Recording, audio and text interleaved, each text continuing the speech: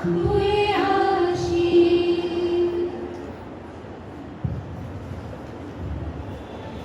every martyr became a chapter in a history book, there was somebody's child, somebody's little brother, somebody's best friend, somebody's entire world. They laughed, they dreamt, they wanted to grow old, they wanted to come home. But there comes a moment in history when a son must choose between the comfort of his mother's lap and the cry of his motherland. Today, remember those sons, not as statues, not as names carved into stone, but as human beings who sacrificed everything so that we will stand here today free. Freedom is not a word. Freedom is a graveyard. Freedom is the sound of a mother waiting at the door for footsteps that will never return.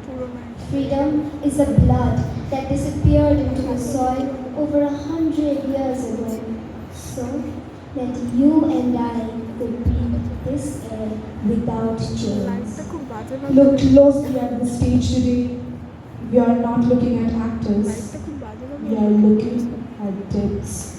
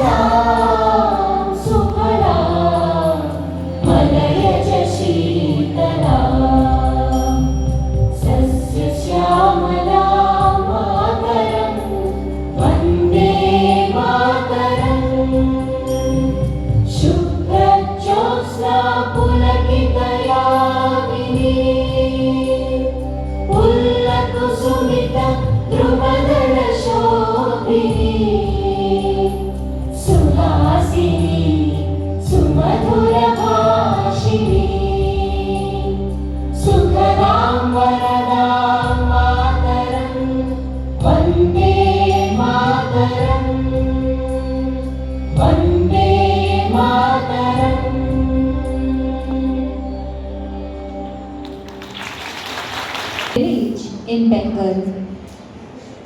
A mother had already buried 3 sons. 3 times she had watched life live her children. 3 times she had held tiny bodies that grew cold in her arms. By the time her 4th son was born, fear had become part of her soul. Terrified that fate would take this child too, she performed an old ritual. She sold her baby to her elder sister for 3 handfuls of grain. Not because she wanted to lose him, because she desperately wanted him to live. That child was named Khudiram, a boy bought for 3 handfuls of grains. His mother protected him from every hardship, fed him with her own hands, prayed every night that he would live a long life. But destiny had written a different story. While other kids dreamed of careers, Khudiram dreamed of freedom. While other boys worried about examinations, Khudiram worried about slavery. He was only 18 years old. 18, an age when most people are still discovering themselves. But Khudiram had already decided what he was willing to die for.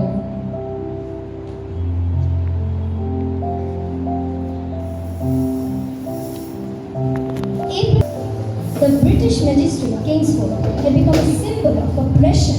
Young boys were flogged, families terrorized, voices silenced. Khudiram carried a bomb. His hands did not shake, his eyes did not waver. He knew the risks, he knew the consequences, yet he walked forward because there are moments when fear becomes smaller than duty. The target was missed. delivered. The British captured him, bound him in chains, dragged him into the court. They expected tears. They found a smile. The judge looked at the young revolutionary and asked, "Do you know what hanging means?" Khudiram smiled, calmly, fearlessly, and replied, "I understand perfectly, and if you give me a little more time, I can teach you how to make a bomb too." The courtroom floors.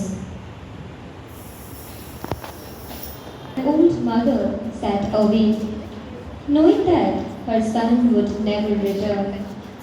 She was serving the cruelest sentence of all, a mother waiting for footsteps that would never come. The same hands that once fed him wiped his tears and blessed him before every journey. Tomorrow, that would have nothing left to hold. And yet, she did not ask him to live, because she understood something extraordinary. A son belongs to his mother, but a martyr belongs to a nation. The lever was pulled, the rope tightened. The boy smiled. The next morning, a newspaper reported Khudiram's end, died cheerful and smiling.